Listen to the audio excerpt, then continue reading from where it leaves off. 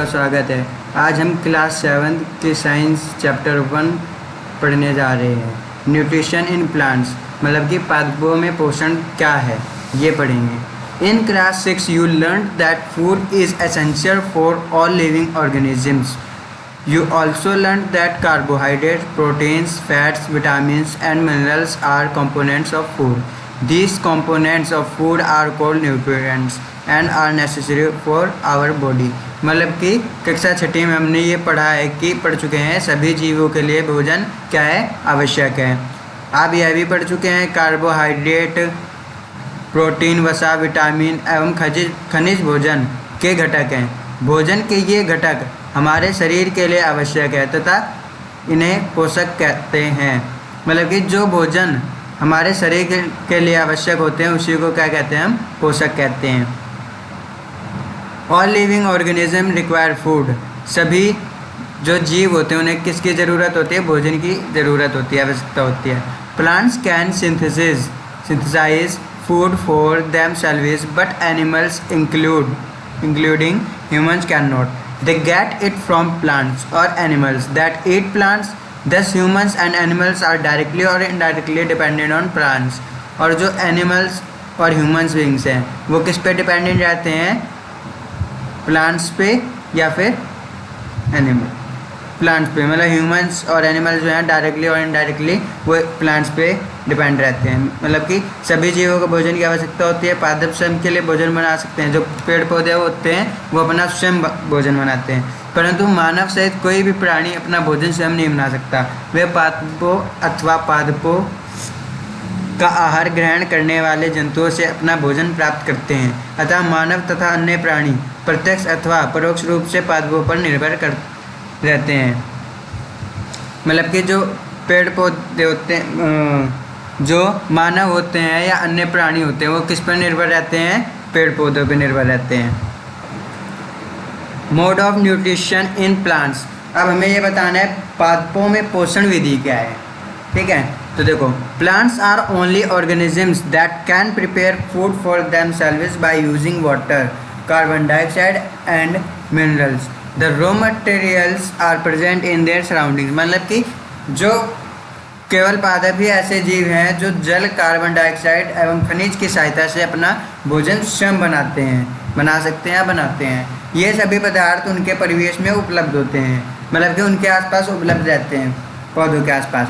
The nutrients enable living organism to build their bodies, to grow, to repair damaged part of their bodies and provide the energy to carry out life process. Nutrition is the mode of taking food by an organism and its utilization by the body. मतलब कि जो पोषक पदार्थ सजीवों की शारीरिक संरचना, वृद्धि तथा क्षतिग्रस्त भागों में रख रखाव के लिए समर्थ बनाते हैं तथा विभिन्न जैव प्रक्रमों के लिए आवश्यक ऊर्जा भी प्रदान करते हैं। सजीवों द्वारा भोजन ग्रहण करने एवं उसके उपयोग की विधि को पोषण कहते हैं। जो सजीव होते हैं मतलब जो खुद भोजन बनाते हैं वो क्या करते हैं, भोजन ग्रहण करने उसके उपयोग की विधि को ही क्या कहते हैं, हम पोषण कहते हैं, जो ग्रहण कर ले, न्यूट्रिशन। पोषण की वह विधि जिसमें जीव अपना भोजन स्वयं संश्लेषित करते हैं। संश्लेषित मतलब खुद बनाते हैं, उसी को क्या कहते हैं, हम शव पोषण भी कहते हैं। मतलब कि its organism utilisation by the body. The mode of nutrition in which organism make food themselves for simple substances is called autotrophic. मतलब कि जो स्वयं खाना बनाए, ऑटोट्रॉफिक कहते हैं उसे। ऑटो मतलब सेल्फ और ट्रॉफिक मतलब ट्रॉप्स मतलब nourishment, nutrition. Therefore plants are called autotrophs. Animals और जो प्लांट्स होते हैं वो क्या होते हैं, ऑटोट्रॉप्स होते हैं। मतलब कि पेड़ पौधे जो होते हैं वो क्या कहलाते हैं, हमारे शवपोषी। जैसे पादप होते हैं जो खुद से अपना स्वयं भोजन बनाते हैं उसे क्या कहेंगे, शवपोषी। Animals and most other organism take in food prepared by plants. Animals या फिर और कोई ऑर्गेनिज्म प्रिपेयर कैसे करते हैं, प्लांट से। There are called heterotrophs. Heteros मतलब अदर, हेटेरोस मतलब अदर।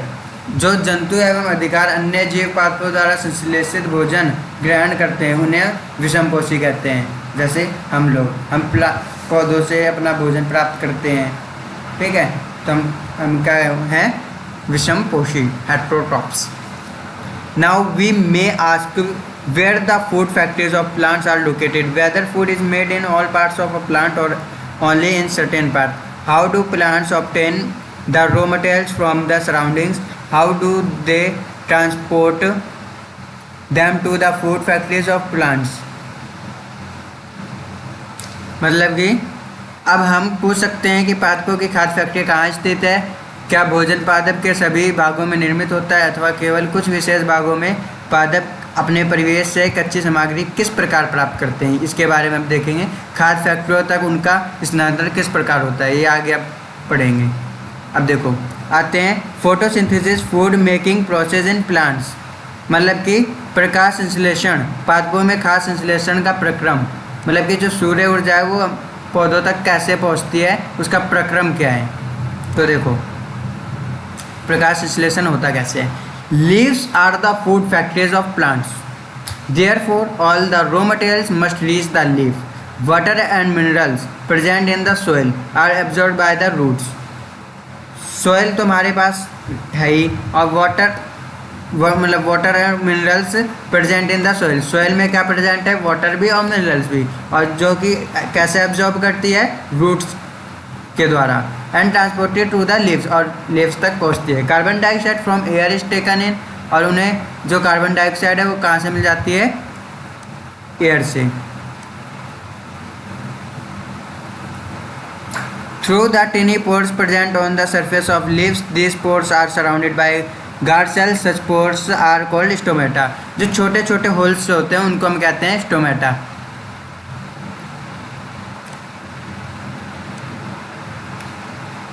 यह रंध्र द्वार कोशिकाओं द्वारा घिरे होते हैं, ऐसे छिद्रों को रंध्र कहते हैं। रंध्र किसे हम कहते हैं, यह रंध्र द्वार कोशिकाओं द्वारा घिरे होते हैं, ऐसे छिद्रों को रंध्र कहते हैं। ये जैसे कि ये छोटे छोटे से कोशिका द्रव्य हैं, ये बीच का जो है केंद्रक है, इसको हम कहते हैं कोशिका झिल्ली, है जो आसपास की है, मतलब कि सेल मेम्ब्रेन, ये भी अभी हम पढ़ेंगे क्या है सेल क्या है। अब देखो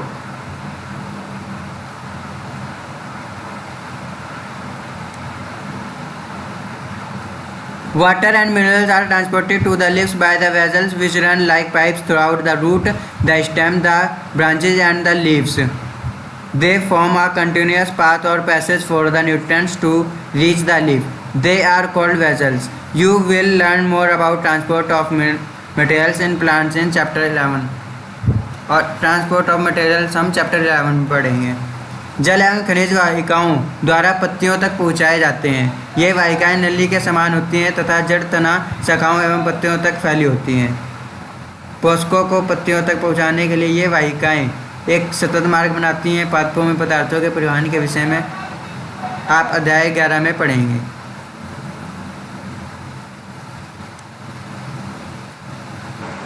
the leaves have a green pigment called chlorophyll, मतलब कि पत्तियों में हरा वर्णक होता है, उसको हम क्या कहते हैं, क्लोरोफिल कहते हैं। It helps leaves to capture the energy of the sunlight, और क्लोरोफिल सूर्य के प्रकाश की ऊर्जा का संग्रहण करने में पत्ती की सहायता करता है।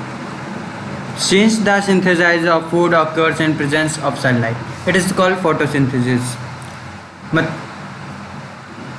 फोटोसिंथेसिस, फोटो मतलब photo, light, synthesis to combine. So we find that chlorophyll, sunlight, carbon dioxide and water are necessary to carry out the process of photosynthesis. It is a unique process on the earth. ये एक unique process है अर्थ में। The solar energy is captured by the leaves.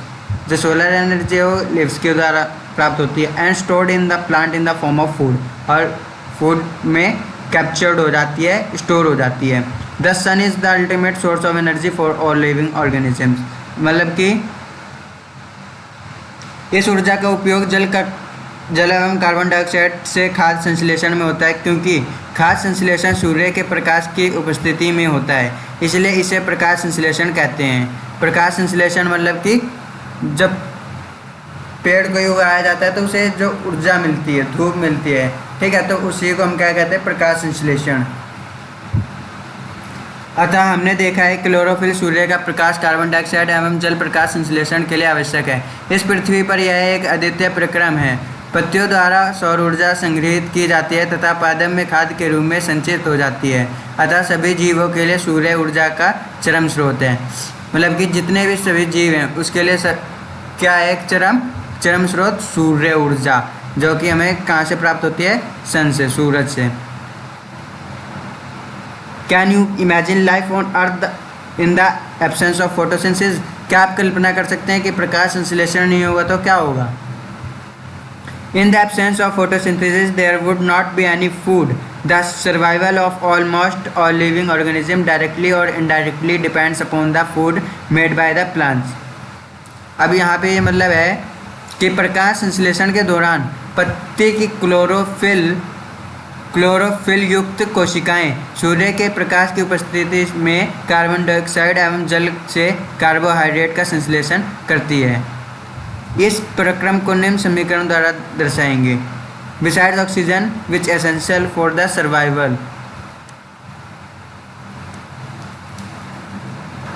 Survival of all organism is produced during photosynthesis. In the absence of photosynthesis life would be impossible on the earth. During photosynthesis chlorophyll containing cells of leaves. मतलब कि वही photosynthesis जो है वो कैसे contain कर सकते हैं? लीव्स के थ्रू। जो धूप है, जो लाइट एनर्जी वो पत्तियों में आती है, फ्रूट्स तक पहुंचती है। In the presence of sunlight use carbon dioxide and water to synthesise carbohydrates. The process can be represented in a equation. जो ये प्रोसेस है ये इक्वेशन के रूप में दिखाया गया है। जैसे कि ये देखो, कार्बन डाइऑक्साइड प्लस वाटर, पहले हमें क्या मिलेगा? कार्बन डाइऑक्साइड और वाटर, मतलब कि सनलाइट, फिर सनलाइट और क्लोरोफिल। सनलाइट और क्लोरोफिल कहाँ से? वाया लीव्स, पत्तियों के द्वारा। फिर कार्बोहाइड्रेट प्लस ऑक्सीजन, और ये फिर क्या करेंगे?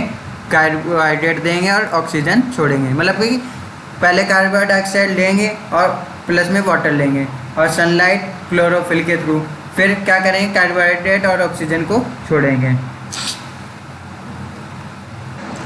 अब हम पढ़ लेते हैं सेल्स क्या होती हैं, कोशिकाएं।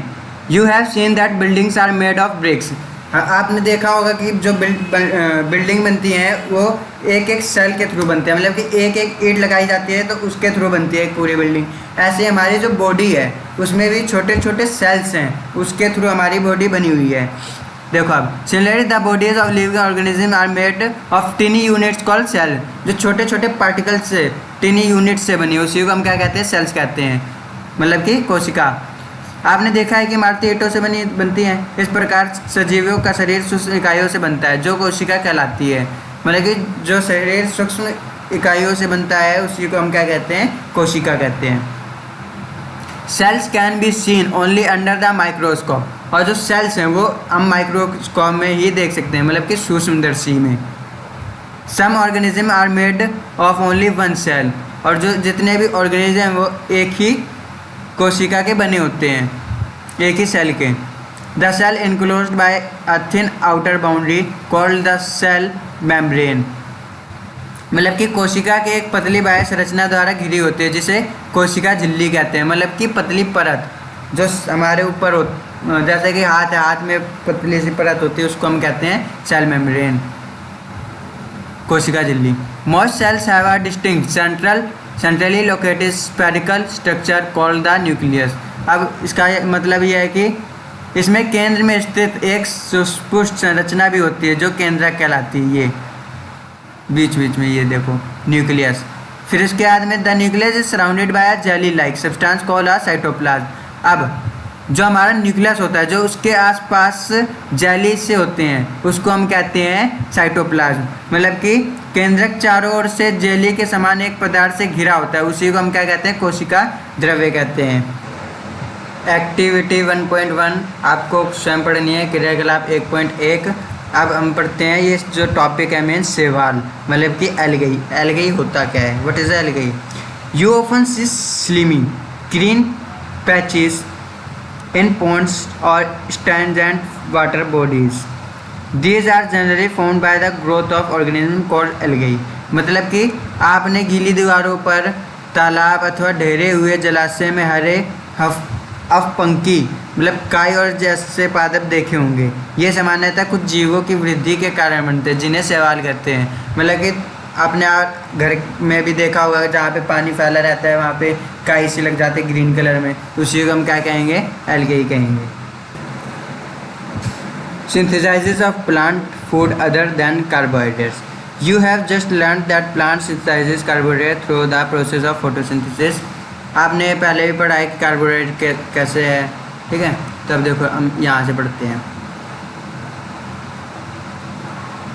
पादपों में कार्बोहाइड्रेट के अतिरिक्त अन्य खाद्यों का संश्लेषण कैसे होता है। तो देखो अभी आपने पढ़ा कि प्रकाश संश्लेषण प्रक्रम द्वारा पादप कार्बोहाइड्रेट के संश्लेषण करते हैं। कार्बोहाइड्रेट कार्बन, हाइड्रोजन या ऑक्सीजन से बनते हैं। इनका उपयोग खाद्य के अन्य घटकों या संश्लेषण में होता है, परंतु प्रोटीन नाइट्रोजन पदार्थ हैं जिनमें कार्बन, ऑक्सीजन एवं हाइड्रोजन के अतिरिक्त नाइट्रोजन भी होते हैं।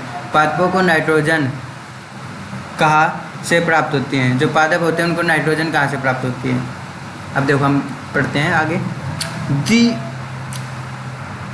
These are used to synthesize other components of food such as proteins and fats. But proteins are nitrogenous substances which contain nitrogen. From where do the plants obtain nitrogen? Nitrogen कहाँ से मिलती है, ठीक है। Recall that nitrogen is present in abundance in gaseous form in the air. However, plants cannot absorb nitrogen in this form. Soil has certain bacteria that convert gaseous nitrogen into a usable form and release it into the soil. These are absorbed by the plants along with water. Also, you might have seen farmers adding fertilizer rich in nitrogen to the soil. In this way, the plants fulfill their requirements of nitrogen along with the other constituents. Plants can then synthesize proteins and vitamins. अब इसका मतलब यह है कि याद कीजिए, वायु में नाइट्रोजन गैसीय अवस्था में प्रचुर मात्रा में पाई जाती है, मतलब कि कम मात्रा में, परंतु पादप इसका अवशोषण इसी रूप में नहीं कर सकते। मिट्टी में कुछ विशेष जीवाणु होते हैं जो गैसीय नाइट्रोजन को उपयोगी यौगिकों में परिवर्तित कर मृदा में निर्मुक्त करते हैं। यह विलय पदार्थ पादपों द्वारा जल के साथ अवशोषित कर लिए जाते हैं। संभवतः आपने देखा है कि किसान अपने खेतों में उर्वरक तथा खाद डालते हैं जिनमें नाइट्रोजन पदार्थों की प्रचुरता होती है, मांग ज़्यादा होती है।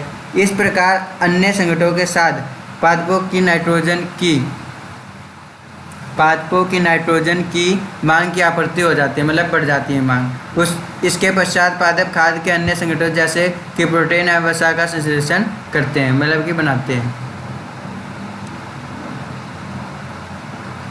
Other modes of nutrition in plants. पादपों में पोषण की अन्य विधियाँ क्या हैं। पादप में पोषण कैसे होता है, उसकी विधि क्या है, न्यूट्रिशन कैसे प्राप्त करते हैं। There are some plants which do not have chlorophyll. They cannot synthesize food. मतलब कि कुछ पादप ऐसे भी हैं जिनमें क्लोरोफिल नहीं पाया जाता, ठीक है। वे भोजन संश्लेषित नहीं कर सकते, मतलब कि वो स्वयं भोजन अपना नहीं बना सकते। How do they survive and from where do they derive nutrition? Like humans and animals, such plants depend on the food produced by other plants. They use the heterotrophic mode of nutrition. Look at. You see a yellow wiry branched structure twining around the stem and branches of a tree. This is a plant called Cuscuta ambarel. It does not have chlorophyll. It takes ready-made food from the plant on which it's climbing. The plant on which it climbs is called the host, since it deprives the host of valuable nutrients. मतलब कि मनुष्य एवं अन्य प्राणियों की तरह ये पादप भी अपने पोषण के लिए अन्य पादपों द्वारा निर्मित खाद्य पर निर्भर होते हैं। निर्मित खाद्य पर मतलब कि जितना मिल जाए। वे विषम पोषी प्रणाली का उपयोग करते हैं। चित्र 1.5 देख सकते हैं। क्या आपको एक वृक्ष में के तने एवं शाखाओं से लिपटी रस्सी नुमा पीले रंग की संरचना दिखाई देती है? तो हाँ, दिख रही है। ये अमरबेल का पादप है। इसमें क्लोरोफिल नहीं होता है। ये अपना भोजन उस पादप से प्राप्त करते हैं जिस पर ये आरोहित होते हैं। वह पादप परपोषी कहलाता है, क्योंकि अमरबेल जैसे पादप परपोषी को अमूल्य पोषकों से वंचित करते हैं, अतः इन्हें परजीवी कहते हैं। क्या हम एवं अन्य जंतु भी एक प्रकार की परजीवी हैं। आपको इस पर विचार करना चाहिए, अपने अध्यापक से इस विषय पर चर्चा कीजिए। तो हाँ,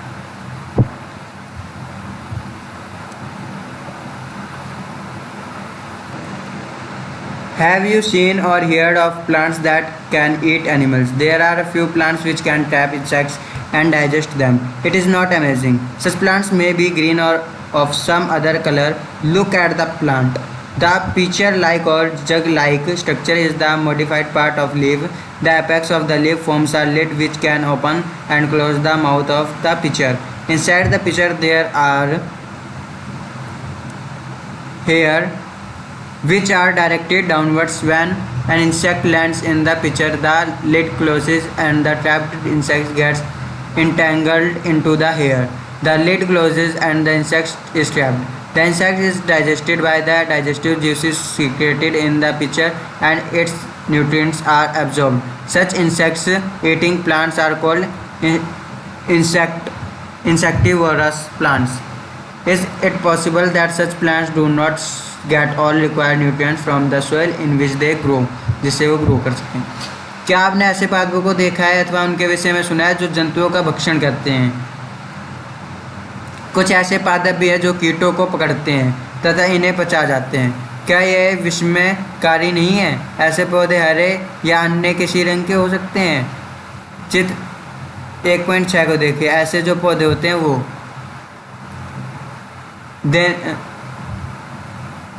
इसकी घड़े के समान दिखाई देने वाली संरचना वास्तव में उसकी पत्ती का रूपांतरित भाग है। पत्ते का शीर्ष भाग घड़े का ढक्कन बनता है। घड़े के अंदर अनेक रोम होते हैं जो नीचे की ओर ढलके रहते हैं, अर्थात अधोमुखी होते हैं। जब कोई कीट घड़े में प्रवेश करता है तो यह उसके रोमों के बीच फंस जाता है।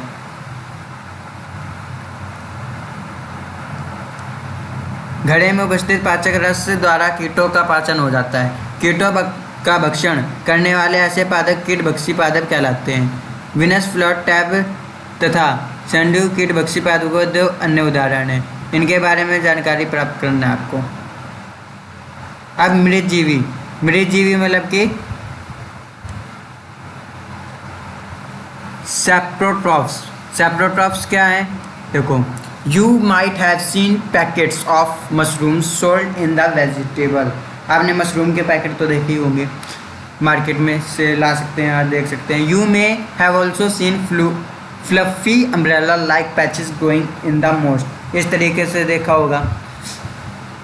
Growing in moist soils on rooting wood during the rainy season. Let us find out what type of nutrients they need to survive and from where they get them. मतलब कि आपने बाजार में छत्रक किसे कहते हैं? मशरूम्स को बिकते देखे होंगे। वर्षा के दिनों में वृक्षों की सड़ी गली टूटी टहनियों अथवा तनों या छाल पर छाते के समान संरचनाओं के गुच्छे भी आपने देखे होंगे। आइए देखें कि जीवन यापन हेतु इन्हें किस प्रकार के पोषकों की आवश्यकता होती है और वे उन्हें कहाँ से प्राप्त होते हैं। क्रियाकलाप 1.2 एक्टिविटी 1.2 के बारे में पढ़ेंगे।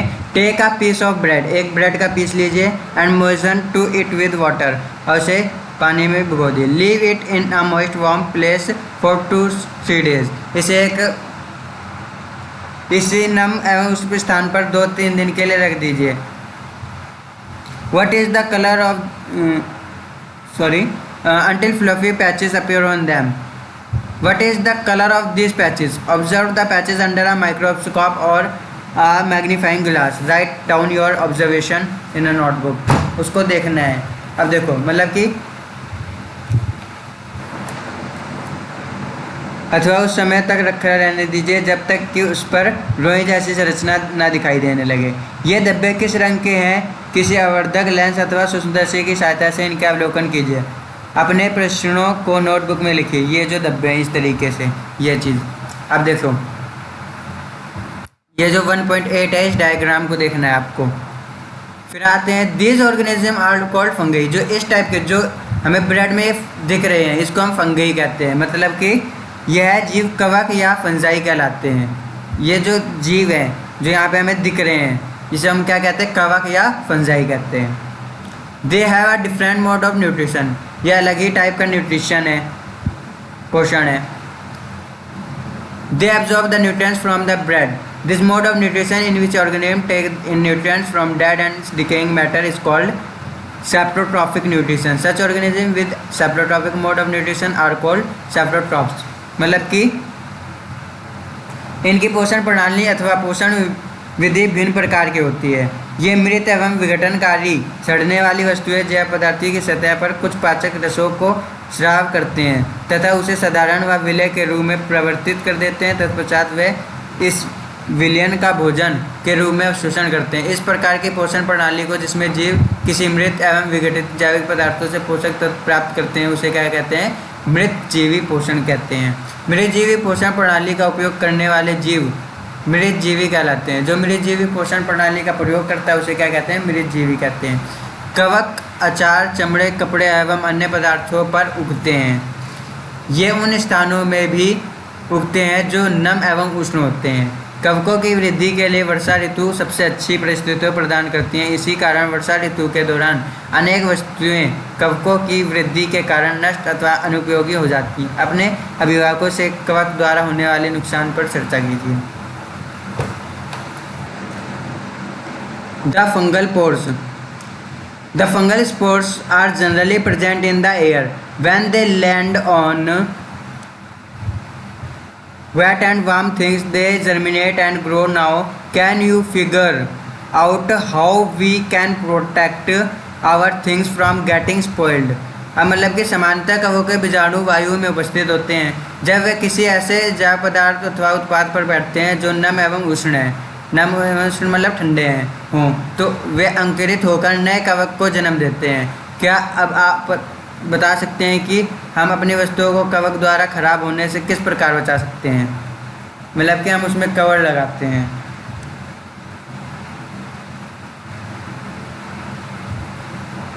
जो हम कवर लगाते हैं वही हमारा क्या है? कवच।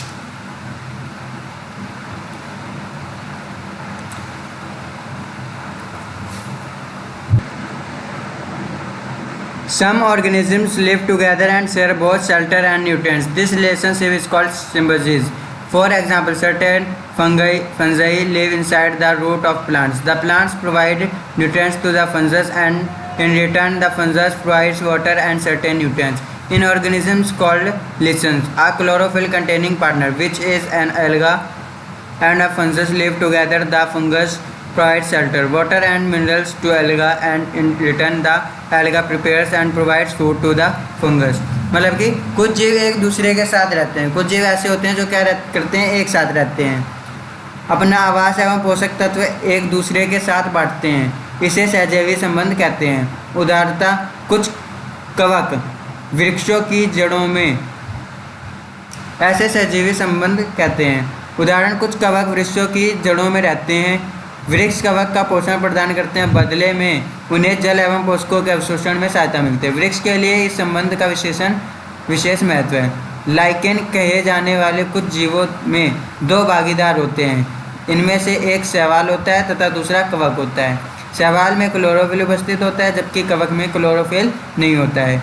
कवक शैवाल को रहने का स्थान, जो कवक होता है वो रहने के स्थान देता है, जल एवं पोषक तत्व उपलब्ध कराता है तथा बदले में शैवाल प्रकाश संश्लेषण द्वारा संश्लेषित खाद्य कवक को देता है। मतलब कि जो फंगस होते हैं उसको फूड प्रोवाइड कराता है, प्रकाश देता है, इस तरीके से। फिर आते हैं मृदा में पोषकों की पुनः पूर्ति किस प्रकार होती है?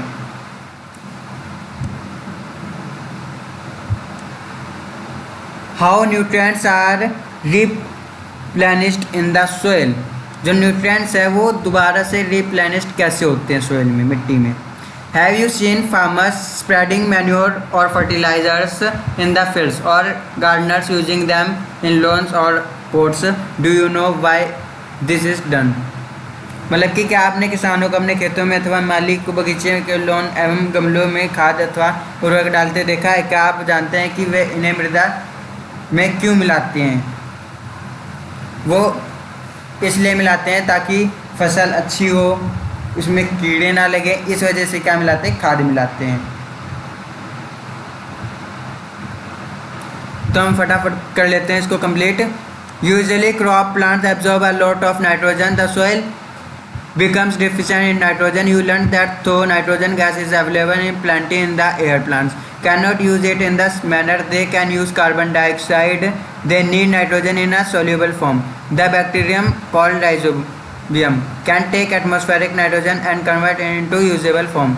But rhizobium cannot make its own food, so it often lives in the roots of gram, peas, mung beans and other legumes and provides them with nitrogen. In return, the plants provide food and shelter to the bacteria.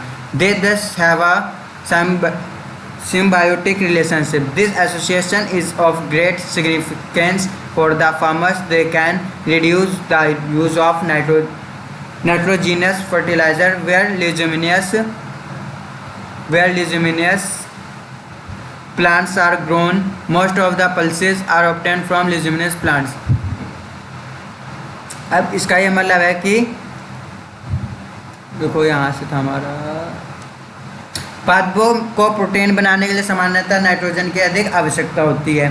फसल कटाई के बाद मृदा में nitrogen की कमी हो जाती है। यद्यपि वायु में नाइट्रोजन गैस प्रचुर मात्रा में उपलब्ध है, मतलब कि अच्छी मात्रा में उपलब्ध है, परंतु पादप इसका उपयोग उस प्रकार करने में असमर्थ होते हैं जैसे वे कार्बन डाइऑक्साइड का उपयोग करते हैं।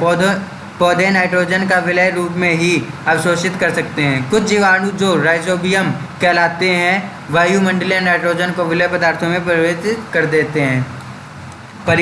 देते हैं, परंतु राइजोबियम अपना भोजन स्वयं नहीं बना सकते। जो राइजोबियम है वो स्वयं अपना भोजन नहीं बनाते।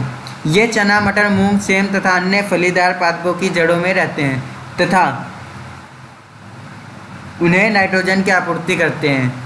अधिकतर दालें फलीदार पादपों से प्राप्त होती हैं। इसके बदले पादप राइजोबियम जीवाणु को आवास एवं खाद्य प्रदान करते हैं। आवास मतलब कि रहने का स्थान देते हैं।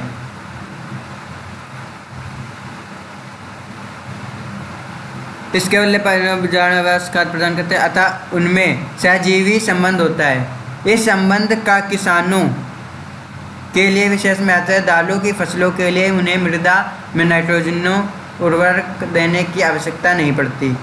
यही नहीं, दाल की फसल उगाने के बाद अगली फसल के लिए सामान्यतः उर्वरकों की आवश्यकता नहीं रहती। मतलब कि जब दाल की फसल कर लेते हैं उसके बाद उर्वरक की ज़रूरत नहीं होती है खेत में। इस अध्याय में आपने पढ़ा कि अधिकतर पादप सपोषी होते हैं। बहुत कम ही पादप अन्य पोषण की प्रणाली अपनाते हैं, जैसे कि परजीवी या मृतजीवी। परजीवी या मृतजीवी दूसरे पादपों से पोषण प्राप्त करते हैं। सभी प्राणी अपने भोजन के लिए पादप तथा अन्य प्राणियों पर निर्भर रहते हैं, अतः उन्हें विषमपोषी के रूप में समूहीकृत किया गया है। क्या हम कह सकते हैं कि कीट भक्षी पौधे आंशिक विषमपोषी हैं? तो हम विषमपोषी उसे कह सकते हैं। जैसे हम यहाँ पे देखते हैं, देखो